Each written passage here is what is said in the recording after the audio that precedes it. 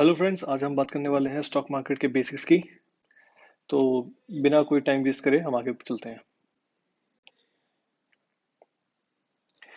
Stock market से related जो myth हैं, वो सबसे पहले है कि स्टॉक मार्केट जो है वो बहुत ज़्यादा रिस्की है, ये गैम्बलिंग है, ये नहीं करना चाहिए, हम लोगों को इससे दूर रहना चाहिए। ये अक्सर हमारे बड़े बुजुर्ग जो हैं वो आजकल वो हमसे ये कहते आए हैं। एक और मिथ जो इससे रिलेटेड है वो ये है कि नॉलेज रिक्वायर्ड जो है वो इसमें बहुत ज़्यादा है। सिर्फ सीए और फाइनेंस बैकग्राउंड के लोग ही स्टॉक मार्केट में एंटर करके अच्छा पैसा बना सकते हैं। बाकी जो लोग इसमें एंटर करते हैं वो या तो अपना पैसा सारा डुबा देते हैं या बर्बाद हो जाते हैं। ये एक मिथ है इसमें। एक मिथ और है कि इसमें आप करियर नहीं बना सकते।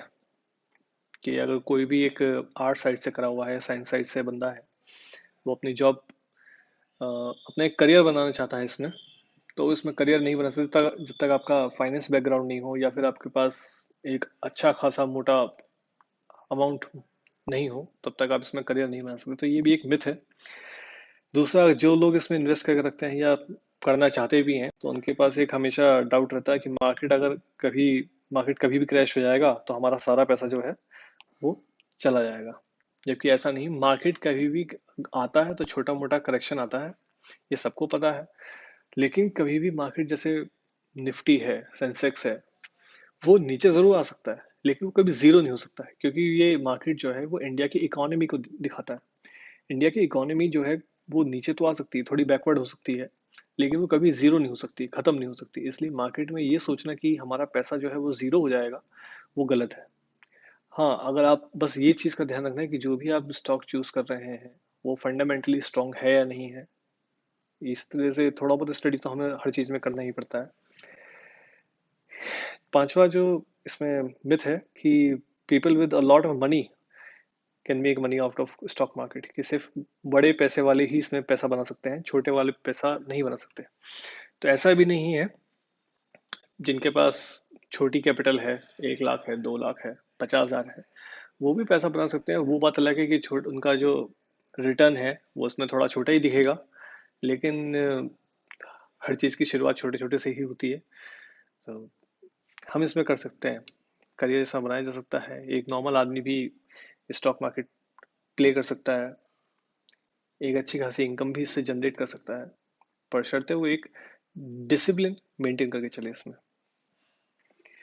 हमें स्टॉक मार्केट में इन्वेस्ट क्यों करना चाहिए, इसके बेसिक्स कुछ रीजंस हैं। जैसे कि स्टॉक मार्केट में अगर हम किसी भी शेयर में इन्वेस्ट करते हैं तो वो नॉर्मल एक एफडी आरडी पीवीएफ से हमें बेटर रिटर्न प्रोवाइड कर सकता है, हमें जल्दी रिटर्न प्रोवाइड कर सकता है शॉर्ट टाइम में। हम इंडिया की इकोनॉमी में इन्वेस्ट कर रहे हैं, और चूंकि हमारी इंडिया जो है वो एक डेवलपिंग नेशन है, इकोनॉमी डेवलप हो रही है, इसलिए हमारे पास बहुत ज़्यादा अपॉर्चुनिटी है कि अपने आप हमारे जो पैसा हार्ड अर्न मनी है वो हम उसको फास्टर एंड अच्छे तरीके से ग्रो कर सकते हैं। इसमें इसमें हम इन्फ्लेशन को बीट कर सकते हैं। जैसे नॉर्मल जो हमारे बैंक के इंस्ट्रूमेंट्स हैं, जो हमारे मनी को हमें इंटरेस्ट पे करते हैं, वो ऑन अ लॉन्ग रन वो इंटरेस्ट जो है वो इन्फ्लेशन को फाइट नहीं कर सकता। हम अपने मनी को ऑन लॉन्ग रन जो है वो जीरो ही कर रहे हैं। एक एसआईपी जो है वो आपको इन्फ्लेशन में बीट करने से थोड़ा हेल्प जरूर कर सकती है, लेकिन वो भी आपके मनी को on and on long run, inflation को अगर हम कैलकुलेट करते हुए चलें तो आपको ऑन एन एवरेज 2 3 4% ही वो रिटर्न दे पाएगा। और बैंक रिटर्न्स जैसे एफडी है 5 6% 7%, और इन्फ्लेशन ही जैसे मान लीजिए 6% है, तो वो लॉन्ग रन वो आपका पैसा जीरो ही होने वाला है, कुछ नहीं होने वाला। तो इससे हम इन्फ्लेशन को बीट कर सकते हैं। और सबसे महत्वपूर्ण बात जो है इसमें वो ये है कि by investing in stocks and good stocks for long term, हमें पावर ऑफ कंपाउंडिंग देखने को मिलती है। मतलब जो लोग कंपाउंडिंग का कॉन्सेप्ट समझते हैं वो जानते होंगे कि पावर ऑफ कंपाउंडिंग किस तरह से वर्क करती है। अब हम जान लेते हैं थोड़ा कि स्टॉक मार्केट क्या है। स्टॉक मार्केट एक ऐसी जगह है जहाँ पे बायर्स और सेलर्स जो है वो शेयर्स को अपने ट्रेड करते हैं, डिबेंचर्स, बॉन्ड्स, और इंडेक्स में भी ट्रेड करते हैं। इंडेक्स में कैसे ट्रेड करते हैं, इंडेक्स कैसे खरीदते हैं, वो हम बाद में अभी बताएंगे। यहाँ पे इंडिया में दो मेन एक्सचेंजेस हैं हमारे, एक एनएसई और एक बीएसई। एनएससी जैसे कि नेशनल स्टॉक एक्सचेंज, बीएसई जैसे कि बॉम्बे स्टॉक एक्सचेंज, इसमें से एनएससी जो है वो ज़्यादा लिक्विड है बीएसई से। अब ऐसा क्यों है? कोई भी स्टॉक कोई भी कंपनी जैसे अपने आप को किसी इंडेक्स में लिस्ट करना चाहती है कि मैं मेरे शेयर्स जो हैं वो इस इंडेक्स पे ट्रेड हो, फॉर एग्जांपल बीएसई, तो उसके जो क्राइटेरिया रहते हैं कि ये एलिजिबिलिटी क्राइटेरिया है, इन सबको फुलफिल करने के बाद ही कोई कंपनी किसी इंडेक्स में, एक्सचेंज में लिस्ट हो सकती है। उसमें एनएससी में वो क्राइटेरिया बहुत ज़्यादा हार्ड है। आई मीन टू से कि किसी कंपनी को अगर एनएससी में लिस्ट होना है तो उसमें जो एलिजिबिलिटी क्राइटेरिया है वो थोड़ा हार्ड फॉलो उधर होता है, कि इसमें बहुत ज़्यादा कि आपके पास्ट ईयर रिटर्न्स जो हैं वो इतने होने चाहिए, आप इतने साल से मार्केट में होने चाहिए, आपका मार्केट कैपिटल इतना होना चाहिए। बीएसई में वहाँ थोड़ी लीनियंसी उसमें रखते हैं, इसलिए बीएसई में कंपनी लिस्टेड ज़्यादा है और एनएससी में थोड़ी कम है। बट इसी वजह से, क्योंकि वहाँ पे एक श्योरिटी, एक इन्वेस्टर को श्योरिटी एनएससी में ज़्यादा है कि इन्होंने जो कंपनी लिस्ट करी होगी वो ऑब्वियसली कुछ एलिजिबिलिटी क्राइटेरिया देख करके ही वहाँ पे लिस्ट करा होगा, इसलिए अ, किसी भी कंपनी का डिलिस्ट होने के चांसेस जो एनएससी में लिस्टेड है उनके डिलिस्ट होने की प्रोबेबिलिटी काफ़ी कम रहती है। इसलिए आदमी को थोड़ा भरोसा रहता है कि एनएससी की किसी भी लिस्टेड कंपनी में अगर मैं इन्वेस्ट कर रहा हूँ तो मोर एंड लेस वो एक ठीक ठाक ही कंपनी है और इतनी जल्दी डिलिस्ट होने वाली नहीं है। अगर होगा भी तो मुझे काफ़ी टाइम मिल जाएगा अपने पोजीशंस को स्क्वायर ऑफ करने के लिए, उसको एग्जिट करने के लिए। और इस यही कारण है कि मोस्टली जो इन्वेस्टर्स हैं, ट्रेडर्स हैं, वो एनएससी पे ट्रेड करते हैं। अब चूंकि वहाँ पे ट्रेडर्स, बायर्स एंड सेलर्स वहाँ ज़्यादा है एनएससी में, इसीलिए एनएससी थोड़ा ज़्यादा लिक्विड है।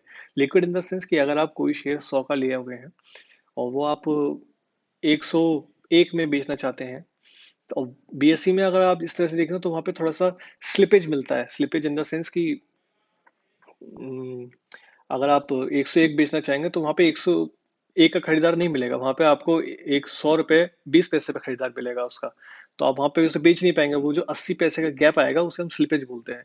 जबकि एनएससी में क्या है, जब वॉल्यूम वहाँ पे इतना ज्यादा रहता है, वहाँ पे हर तरह का बायर एंड सेलर है, तो वहाँ पे अगर आप 101 बेचना चाह रहे हैं तो वहाँ पर आपको 100 रुपये 80, 100 रुपये 90 पैसे तक का बायर जो है वहाँ पे मिल जाएगा। इसलिए एनएससी थोड़ा ज्यादा लिक्विड है।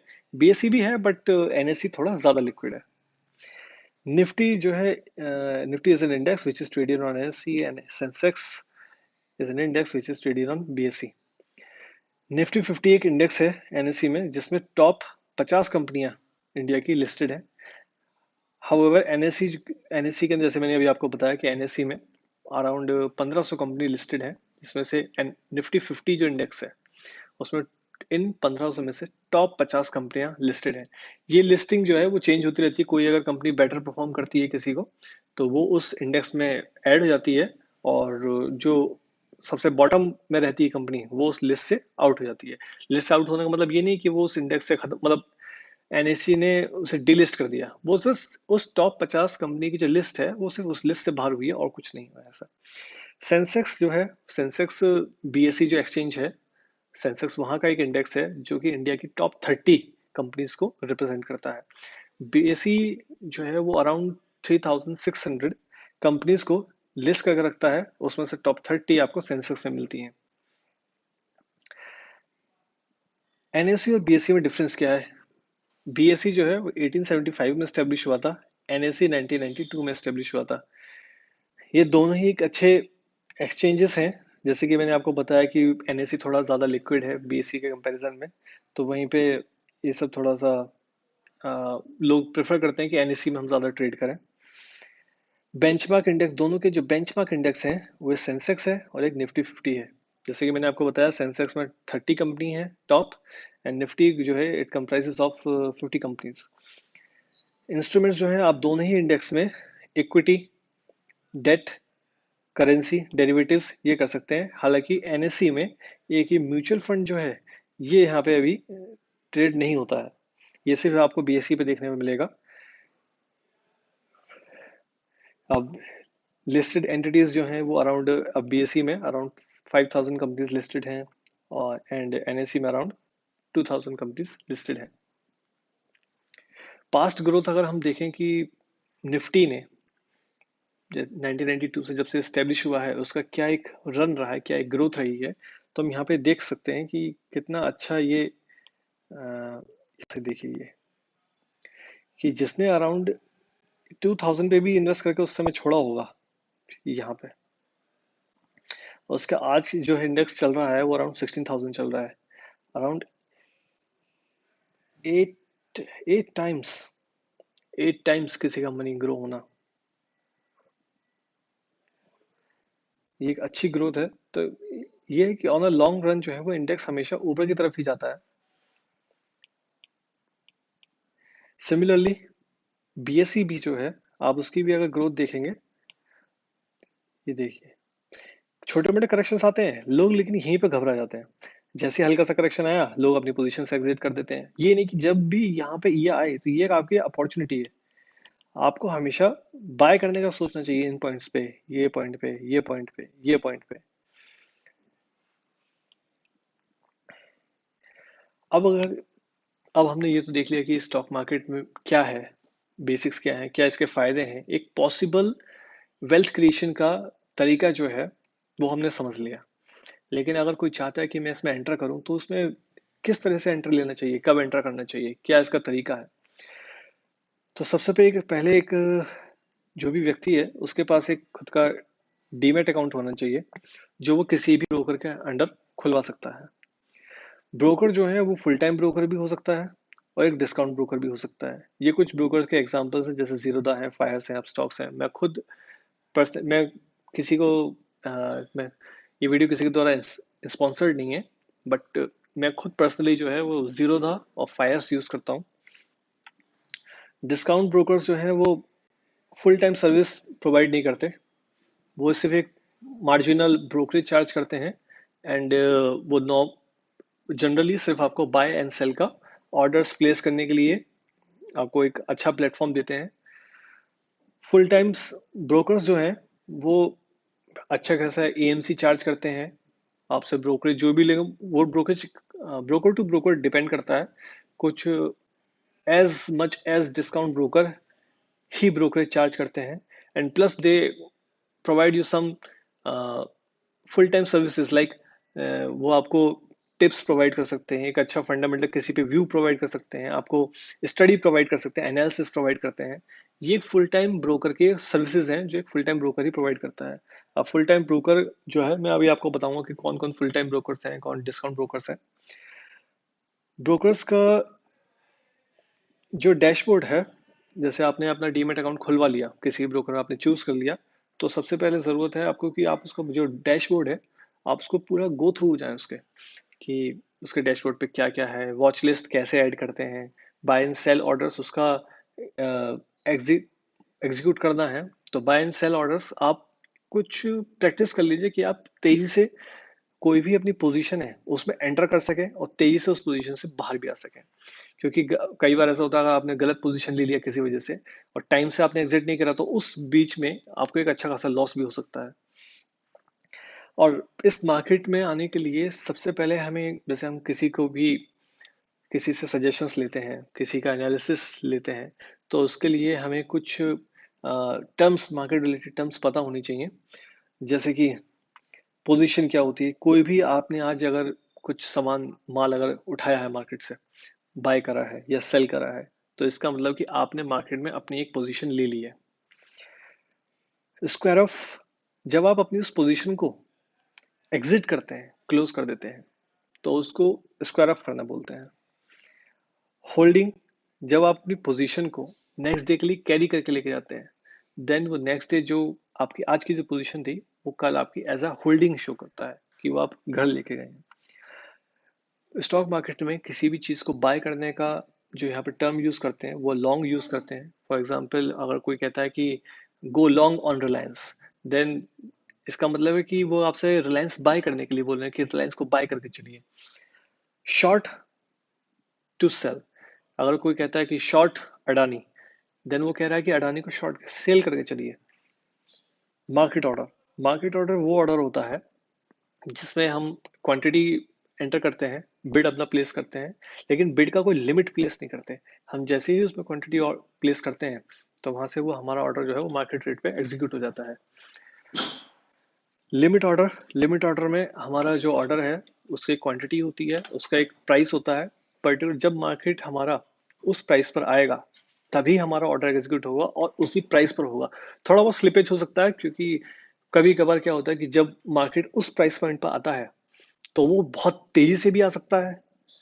तो इस वजह से मार्केट में जैसे मान लीजिए हमने कोई शेयर जो है वो 100 रुपए पे लगा रखा है कि मार्केट 100 रुपए पे अगर ये आएगा तो बाय हो जाए, और वो बहुत तेज आता है वहां पे, तो हमारा जो ऑर्डर है वो कई बार 99.8 या 99.9 पे भी एग्जीक्यूट हो सकता है।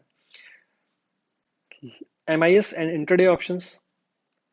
MIS और इंटरडे जहां भी आप जैसे कोई ऑर्डर प्लेस करते हैं तो उसमें आपका आता है कि ये कैश में लेके जाना है आपको या MIS में बाय करना है। MIS में आपको मार्जिन प्रोवाइड होता है। मार्जिन में मतलब मार्जिन आपको ब्रोकर टू ब्रोकर डिपेंड करता है। जैसे जीरो तो आपको 6 टाइम्स प्रोवाइड करता है। तो अगर आपके पास एक लाख रुपए हैं तो आप 6 लाख रुपए तक का माल वहां से उठा सकते हैं। लेकिन वो MIS में अगर आप उठाते हैं तो आपको आज के आज 3:20 पर आपको उसको स्क्वायर ऑफ करना ही पड़ेगा। ऐसे ही कैश एंड कैरी, इसमें जो भी आप स्टॉक बाय करते हैं वो आप कैश में करते हैं, इसमें आपको कोई मार्जिन अलग से नहीं मिलता। जितना आपका पास कैश है आप उतने का ही माल उठा सकते हैं, और वो आप अगले दिन अगर आपको लगता है कि ये अच्छा है और ऊपर जा सकता है तो आप उसको अगले दिन के लिए कैरी भी करके लेके जा सकते हैं। ब्रोकर कौन है? ब्रोकर जो है एक प्रोफेशनल ट्रेडर है जो बाय और सेल करता है शेयर्स को ऑन बिहाफ ऑफ क्लाइंट्स। जैसे कि हमने किसी ब्रोकर के अंडर में अपना डीमेट अकाउंट खुलवाया है, हम बाय ऑर्डर प्लेस करें तो हम लोग डायरेक्टली बाय ऑर्डर नहीं वहां पे डालते हैं एक्सचेंज में, हमारे बिहाफ पे broker buy and sell order place करता है, वही खरीदता है, वही हमारे बिहाफ पे हमारे जो डीमेट अकाउंट है वो उसमें क्रेडिट करता है। ये एक रजिस्टर्ड रिप्रेजेंटेटिव हो सकता है या फिर इन्वेस्टमेंट एडवाइजर भी हो सकता है। कि जो मेन चीजें हैं इसमें ध्यान देने वाली कि स्टॉक ब्रोकर जो है वही बाय एंड सेल करता है डायरेक्शन क्लाइंट के डायरेक्शन पे, जैसा हम डायरेक्ट करेंगे उसे वो तभी बाय करेगा, उसी प्राइस पे बाय करेगा। Most buy and sell orders are now made through online discount brokers, this automated process reduce fees, wealthy individuals and institutions continues। ये वही जैसे मैंने आपको बताया कि जो वेल्दी हैं, जो बड़े इन्वेस्टर्स हैं या ट्रेडर्स हैं, वो जनरली फुल टाइम सर्विसेज को ज़्यादा प्रेफर करते हैं क्योंकि उन्हें वो एनालिसिस कई जगह आपको आइडिया प्रोवाइड करते हैं। अब आपको अपना ब्रोकर कैसे चूज करना चाहिए? फॉर एक अगर कोई नया बिल्कुल ट्रेडर है जो बिल्कुल कुछ नहीं जानता, no nothing, then I I prefer कि वो अपने किसी भी डिस्काउंट ब्रोकर के तहत अपना डीमैट अकाउंट खुलवाएं, क्योंकि फुल टाइम में आप एक्स्ट्रा उसको पे करेंगे। आपको अभी ऑब्वियसली अभी वैसे ही कुछ ज़्यादा एक्सपीरियंस मार्केट में रहा नहीं होगा, तो एक्स्ट्रा पे करने से अभी कुछ ज़्यादा फायदा नहीं है। आप डिस्काउंट ब्रोकर के साथ जाइए, थोड़ा सा अपना स्टडी करिए, एनालिसिस करिए, and with time you will know. एक ऐसा ब्रोकर चूज करिए जो टेक्नोलॉजी के फील्ड में बेटर चार्ट्स, बेटर फीचर्स आपको प्रोवाइड कर रहा है और जो मार्केट में काफ़ी समय से है। किसी भी ऐसे ब्रोकर के साथ मत जाइए जो बिल्कुल नया है, आपको ये कह रहा है कि मैं ब्रोकरेज कोई चार्ज नहीं करूंगा, आपको ये ऑफर्स दूंगा, वो बिल्कुल नया है। ऐसे ब्रोकर्स के साथ मत जाइए क्योंकि कब आप फंस जाएंगे आपको पता भी नहीं चलेगा। तो यहाँ पे हमने बात कर लिया कि ब्रोकर्स तक का ऐसे करते हैं, कैसे डीमेट अकाउंट खुलवाते हैं। प्लीज़ अगर आपको इतनी नॉलेज अच्छा लगा हो तो प्लीज़ लाइक करिए, शेयर करिए, सब्सक्राइब करिए। एंड इसके बाद एक और सीरीज है जिसमें मैं और बताऊंगा कि इक्विटी में कैसे ट्रेड करना है, F&O में कैसे करना है, ऑप्शंस क्या हैं, उन सब के बारे में। आज की थोड़ा सा पीपीटी है, मे बी शायद ये आपको थोड़ा बोरियत लगी हो, बट एक दो सेशंस के बाद हम जब वापस चार्ट्स पर आएंगे तो आपको वहाँ पे थोड़ा और ज़्यादा इंटरेस्टिंग फील होगा। तब तक के लिए बाय, थैंक यू।